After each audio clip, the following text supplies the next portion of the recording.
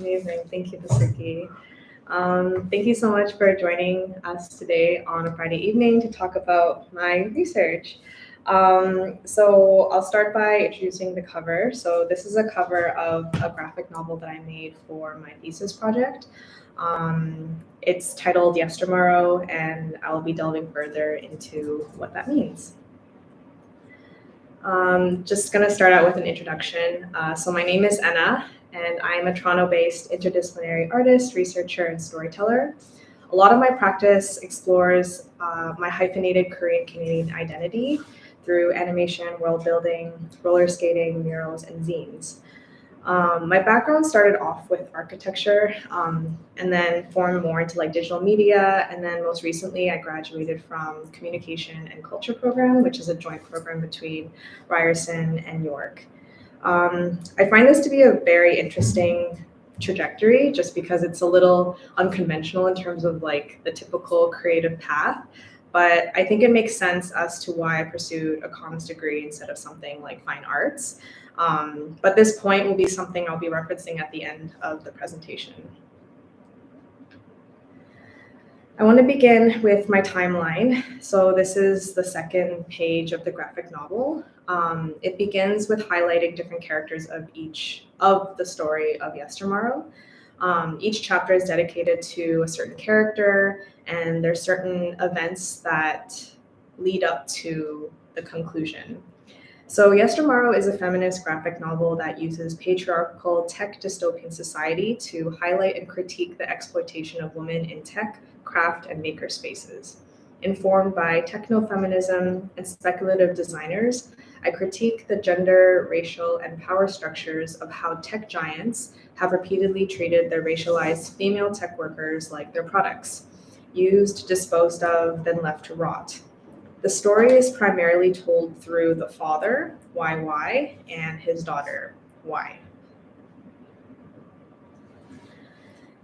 The story begins with YY's mother, who you see on the left, who is a deep sea diver from the island Blue Carbon. It's a matriarchal island with the largest coastal ecosystem, and as one of the remaining countries with enough natural resources to sustain itself, Blue Carbon is seen as a valuable commodity to extract resources from. YY's mother refuses to use more technology as a temporary solution, which furthers the gap between her and her son, YY. Feeling rejected, YY joins the military as a technician, which feeds his appetite for tinkering with computers and technology. And once Blue Carbon loses the war, YY flees, leaving his mother behind for Yestermorrow, a very diverse metropolitan city. He enrolls in a polytechnic university and meets XX, who eventually becomes his business partner to start an independent tech company called High Tech. Eventually, they have to split ways because they had differing opinions onto where they would take the company next. And this is where YY gives birth to Y. On the far right, Y is a 21 years young computer science graduate and DIY fixer who is recruited by Citron, the world's most powerful tech conglomerate, to pilot their first ever repair program. Her story is inspired by true events of former Google employees, where Citron steals her research and is then wrongfully fired. Once she realizes that she was hired under false pretenses, she leaks all of Citron's source code online, which causes a shift in the electronics industry and Citron's headquarters to collapse. Fearful, she escapes Yestermorrow to create Pile Island, a temporary repair utopia where she gets by repairing sentimental electronics that were discarded before the Great Purge. So the problems introduced within Yestermorrow, it comes across 3 generations, and it highlights the issues of supporting and working within big tech amongst different timelines and all the generational knowledge that might have been lost through technology. As a secondary piece of the program, you have to submit a 30-page research paper alongside your project. And so I use that document as a way of collecting all of my creative process, but also fleshing out a lot of the historical context of what repair and technology and race and gender might align as. So connecting the graphic novel to my paper, I examined 5 main categories to help world build Yestermorrow. And at the top here, Computer as Women's Work, this references my first year work where I was like really interested in looking at race and technology, but more particularly in voice assistants. So like anthropomorphized voice assistants, short-term AVAs, so like Siri, Alexa, and Cortana. And I think I was drawn to these personas because it kind of captured a lot of how tech culture perceived the future. It was very much like female-oriented without using or without giving agency to like the female or non-binary character. And so looking at all these tropes, it was very similar to my relationship to video games and role-playing. And so I wanted to somehow bridge the gap between like a storytelling project as well as examining these various power structures within tech. And so that kind of led me to looking at the early history of computation, which was led by women, but is still predominantly male. And I came across this metaphor called computer as women's work, which I will go more into in the next slide. But it was just these continual efforts to de-skill women where their early successes were determined by them. But it just reorganized the hierarchy of labor that is still continued today. And that's like a big overarching theme within my graphic novel. Fast forward, I wanted to look at different types of movements that try to shift that focus away from male-dominated spaces. So I looked way back in the 1870s at the arts and craft movement. And again, this is referencing my visual arts background and taking first year art history. And basically it was looking at the tensions between machine-made goods and handmade goods and trying to see if there is a difference between seeing the craftsmanship being different, but also what value would be put into those systems and modes of production. But even then, like illustrators, art teachers, painters, women were getting more opportunities to pursue these fields, but they were highly becoming feminized because of how intricately detailed the skill was required to make something like that. So I thought that was quite interesting. And then I kind of wanted to contrast that with a more current example, such as the DIY, hacker, and makerspace movement, which really boomed around 2006 and still exists today. Basically what a makerspace is a community-operated, often non-for-profit workspace where people with common interests can use power tools, machining technology, and help solve problems together in like a collaborative space. And it really did boom with like the field of STEM as well. But despite the makers movement vision for equity, those leading the movement were also often white, middle-class male adults who were able to afford enough like leisure time, resources, and skill to pursue those. But in my paper, I do examine and focus on a lot of feminist hacker spaces that came out of this movement as well, and they still exist today, which is something along the lines of what Pile Island was created within my graphic novel.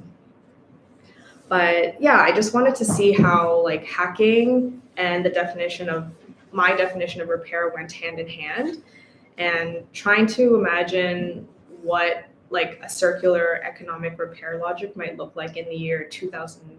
All right.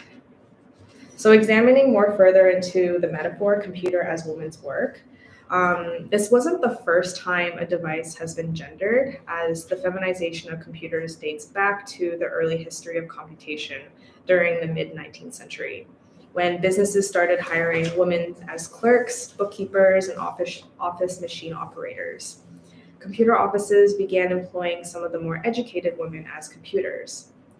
And with the impression of women having better clerical skills than men, plus the automation of the repetitive work of early information processing, it gave rise to this metaphor such as computer is woman.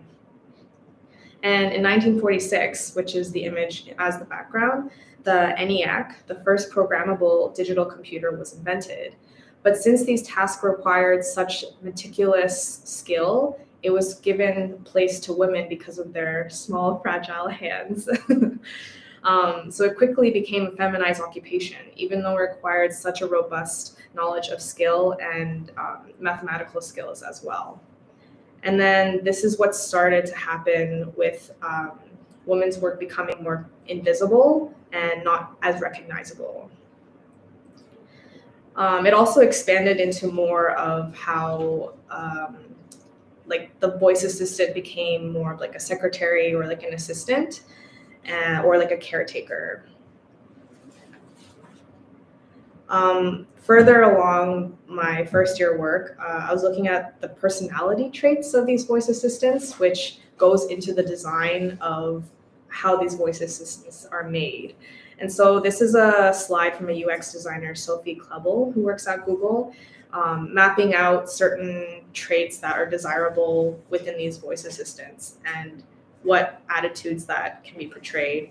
I just thought it was interesting that you could describe a machine such as this and looking at like the scales of sociability, agreeableness, and utilitarian design, which also extends to the same way as how big tech can treat their racialized workers. Okay, so this is a slide from my graphic novel, but how does all of this relate to repair and my project? So within technology, repair is seen as a disruption, a fault in the system, or an unplanned intervention. Maintenance is closely linked to repair, but it also requires routine checkups rather than repairing something right after it's broken. At first, maintenance might not yield immediate results, but prolonging the life of an object is the main objective. So the distinction between repair and maintenance is that one is preventative, while the other represents the actions used to reverse the damage inflicted on the product to return to its original state. So going back to the definition of repair, it seems that my definition was formed by my parents, like my Korean parents, who had opposing views on what repair might mean. And I think there's a lot of like poetics that come into fixing something that is already broken rather than disposing it and turning away to something new and shiny. But yeah, and I think repair is already very like, it's definitely a disruption of the cycle that manufacturers have designed for us. And so I just wanted to investigate further onto what part of that system that I'm examining. Okay, so Citron, which I mentioned in the summary before, is the villain of the story. And Citron is a play on what Apple is in our current world, but in Yestermorrow's version, it's a tech conglomerate that is based off of a fruit, which I think is a very interesting like naming convention. But yeah, playing off of Apple's name, Citron means a large fragrant citrus fruit with a thick rind. And the theme of fruit is used very much so in my graphic novel because I feel like it perfectly describes the strength, or I guess like the chokehold that tech has on like governance and determining influence and social participation and status. But beneath Citron's rind, there is a disease that's spreading and molding, causing their entire facilities to rot from the inside out, which is the panel you see on the right. And once the fruit decays, there's no way to reverse its effects. So it further exhibits the consequences of exclusionary, racist, and sexist practices within tech spaces. And in order to safely grow edible fruit, it needs to be tended to with care, like water, food, and shelter. So, using rotten fruit and decomposition as a way to represent the decay that tech giants sweep under the rug, it's clearly reflected through Y's attitudes and where she discovers the rotting smell within Citron's e-waste facilities, but seems to be the only person who notices or even cares.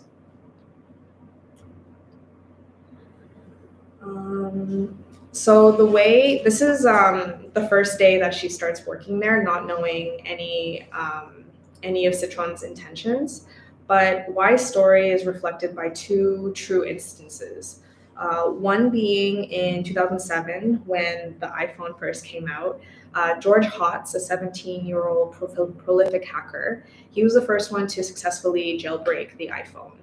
And this was big news because this is like the world's first like biggest smartphone. All the capabilities in like the palm of your hand was pretty incredible, but there was also limitations as to how people could use it. Hence, like replacing the battery, charging it, customizing it to your own ability. And for the 17-year-old to be able to hack all the security flaws of Apple's iPhone, it revealed a lot of the company's vulnerabilities that caused a shift in copyright infringement, which was not very sophisticated at the time. The second occasion was more recent with Dr. Timnit Gebru, who was a well-respected Black computer scientist hired to co-lead the Google ethical AI team. Upon writing an unpublished paper that covered the risks of very large language models, she was asked to withdraw the paper and remove the names associated to it. And Gebru requested the reasons for withdrawing the paper, but she was suddenly terminated by Google immediately. So Gebru's unjustified termination reveals how contradictory tech corps are in terms of the job description that they make at an ethical AI team and how they treat their racialized workers or the aftermath of how they treat them. And it just goes to show that a lot of the burden and the responsibility is placed amongst those racialized tech workers or marginalized tech workers, and are most of the time penalized or exiled from being associated with that. And so my graphic novel talks a lot about the dangers of monopolistic tech corporations and how proprietary technology locks users out of it, whether it's through hardware decisions or pricing users out of that.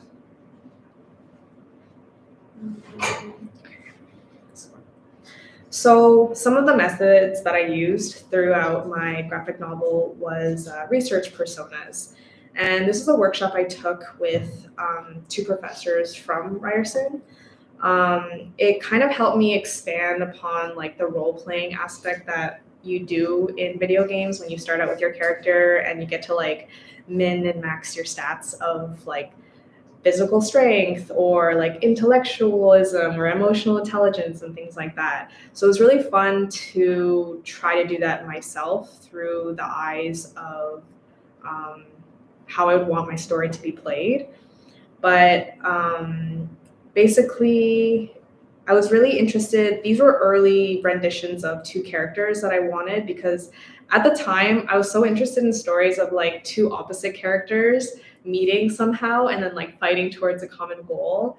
But writing stories is so difficult. It's actually a lot more complex than I thought. So I thought maybe the best way to go about this is to inference myself and use like my past as like a structure into this.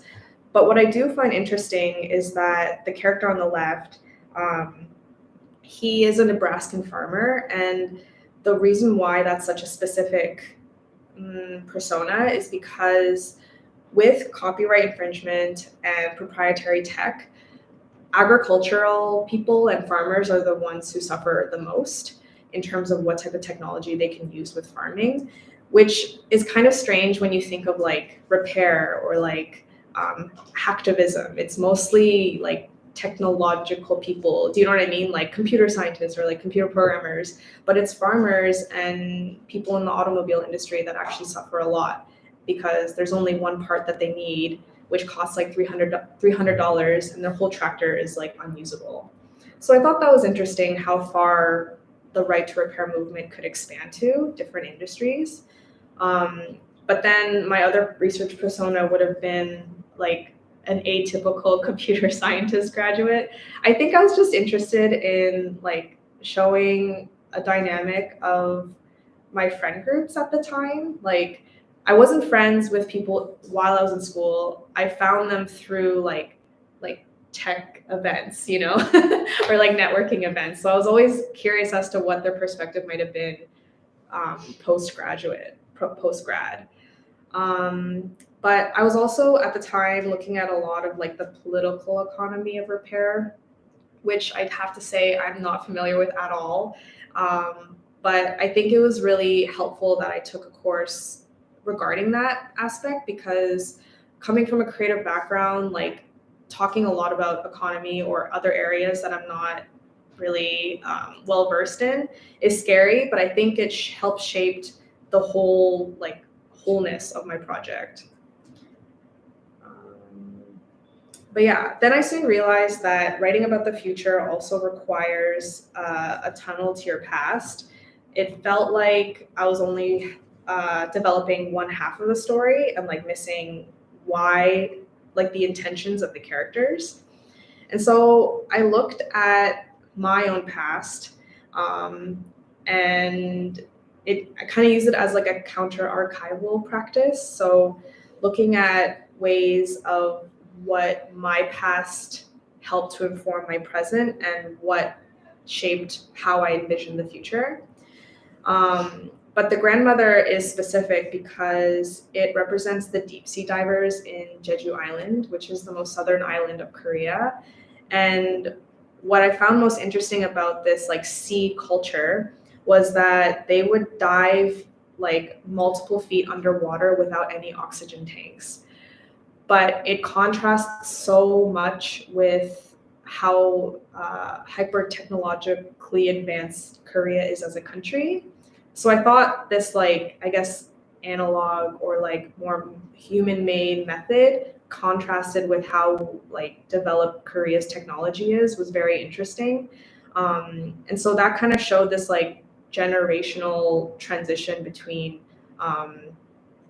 cultures. Like it's not just so much the medium that is like dividing generations. It's more so like, I don't know, its ability to not understand or like pass along knowledge as easily as you'd think.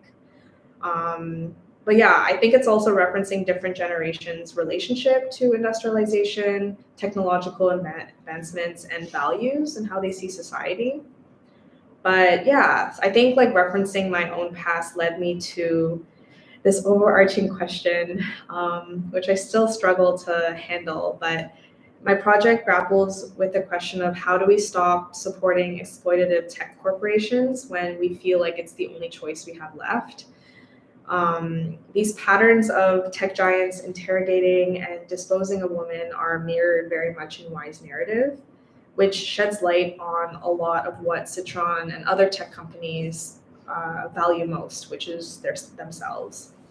And so Yestermorrow finds ways of slowing down so that we can reconcile with past and the future through repair and maintenance. Some projects I referenced was a speculative designer from the US, Arie Malenciano. She's an African-American artist who applies anti-racist and anti-capitalist design into practice through Afro-Techtopia, a social institution that explores art, design, technology, and Black culture.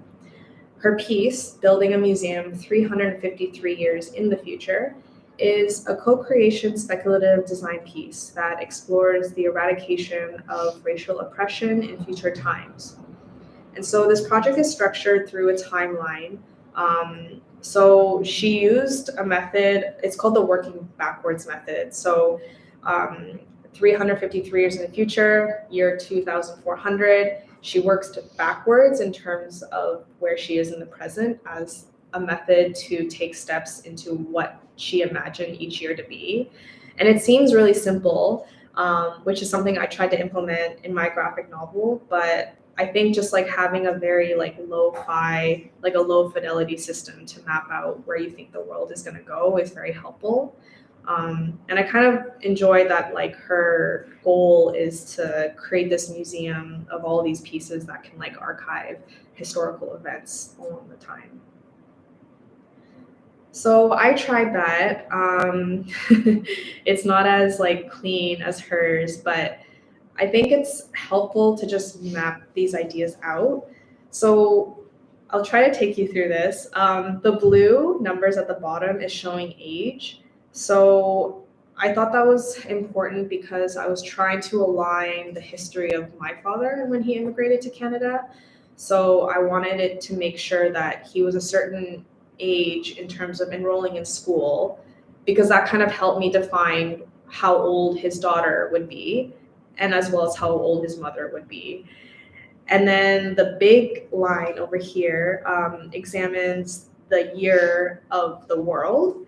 So knowing that 2100 is when Yestermorrow is hitting a record ton of garbage, in comparison to blue carbon being the most natural, resourceful island. It was just like a helpful way of shaping things like that. And it's not to say that you have to start from the end to the start. You can always start from the middle, work your way around. But I thought this was very helpful in terms of like measuring the time that you want to spend with your project. This is also another method I use because a lot of my creative work talks about like immigrant children and their relationship to their parents through technology. So I try to map out my own life in terms of like what devices and communication methods that I preferred. It's actually like a really personal practice of mine, and I think there's like a lot to be said while doing it. So this helped me shape the character Y, which I find very autobiographical. But referencing the title, I think this is like another underlying theme that I have with examining family relationships is like, especially immigrant family relationships, because there's a lot of unfulfilled dreams and grappling with the past, which makes it really hard to confront. And I think I use this project as a way of understanding the dynamics of what my father might have felt like looking, because there's times where the father is like instilling a lot of these skills and lessons, hence why I wanted to pursue something similar to her father. But her father never talks about his past. He is just like shoving all these lessons to Y, living vicariously through her. But I think that's what with the storytelling method really helped, is to like maybe like grapple with that a little better, or at least maybe understand where my father might be coming from, and giving him kind of like the second life and reassurance that he came here for a very good reason. But yeah, I think another starking event throughout this process before I entered grad school was when we visited Korea in 2008, and they haven't gone home for maybe like 30, 40 years. I could see in their eyes that they didn't recognize the country that they once called home. And I think that is another like result in how quickly countries are evolving, especially through technology and like housing and urban environments. So that was something I wanted to portray in this graphic novel.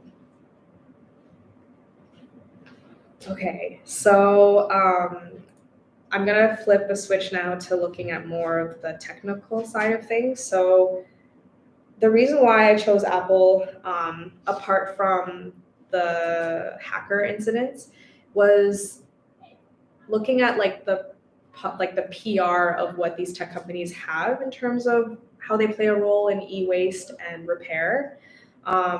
But I'll give you a short definition of what the right to repair movement was. So basically, it's in terms of like any ownership that a consumer has over their devices. So any laptop, smartphone, the ability to open it up, replace the battery, and not get charged for it because you bought it. And it also expands to like agriculture equipment and automobiles, any electronic thing. But a lot of these activists have been fighting for the right of consumers to have that ever since like the early 2000s. And some of them have failed, some of them have succeeded. But with the rise of these tech corporations providing us with like ways of working, playing, revolving a lot of our livelihoods, it's been more difficult to sway that. And so with Apple, they did announce their self-service repair program last year, November 2021. But it has such strict regulations that it actually makes it barely impossible. So the main detail of it is that only approved repair suppliers are able to access these like proprietary parts, which is a whole tunnel of like providing your IMEI, like your serial code number, and making sure that you're not trying to like fuck with their system. But it's quite interesting that like on the surface level, they're advertising like they support these movements, but behind everything, they're not, which is what I tried to emulate in terms of like the relationship between Citron and how Y figured out that they weren't doing what they're saying they're doing. But yeah.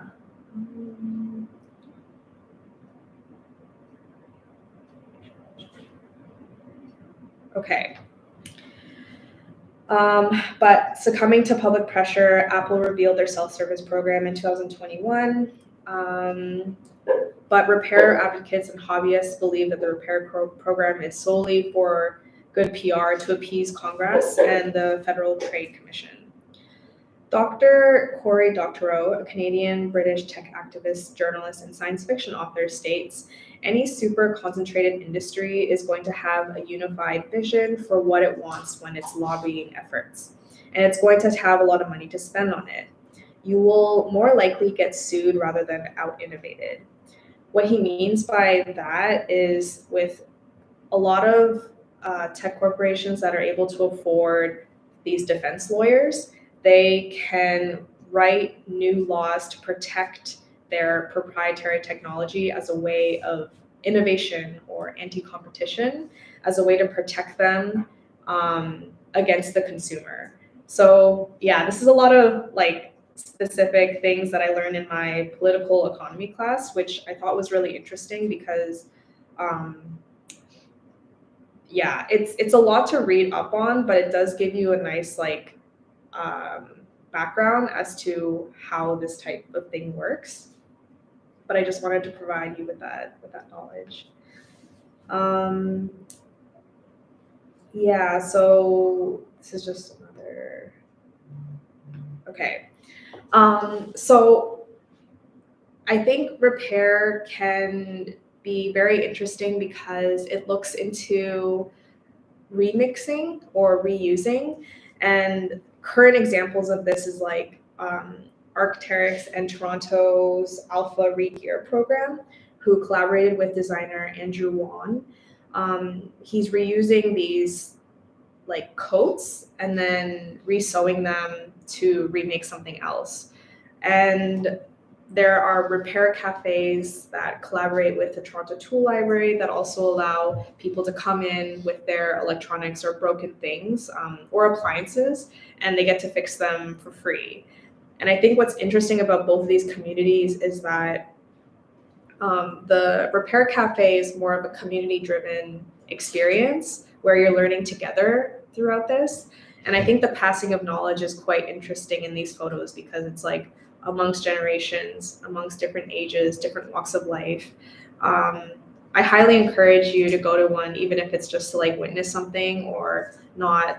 You don't even need to bring something. You could just like witness the type of interactions that there are here, but also how, you know, clothing companies like Arc'teryx is, I guess, jumping on this bandwagon, or maybe they are investing in something that they find could be profitable eventually, but also maybe they do value something about waste culture, especially within the garment industry. But yeah, I'll end with some closing thoughts, just things that I want to pass along if you are venturing into a big project. But I think it makes sense why I pursued a master's in communications rather than something more artistic or creative is because of my creative practice looking at ways in which communication and technology are similar to how like immigrant parents communicate with their children. There's so much that I didn't know about information, especially like racial bias and how information is categorized on online platforms.